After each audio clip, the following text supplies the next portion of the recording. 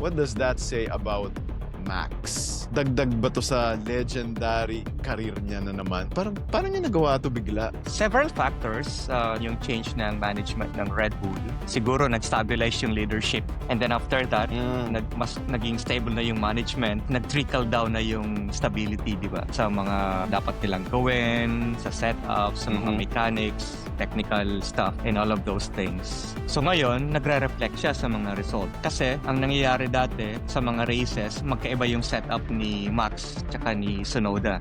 Magkaiba sila ng mga aero packages. Ang ginagawa ni Laurent Mekies ngayon, kailangan halos dapat pareho na yung kotse talaga. So even you can see this from Yuki's result, nag-i-improve na rin. Okay, si Yuki, ang dalas na niyang pumasok sa mga top 10, tsaka yung qualifying niya, mas malalakas na yung mga qualifying results niya.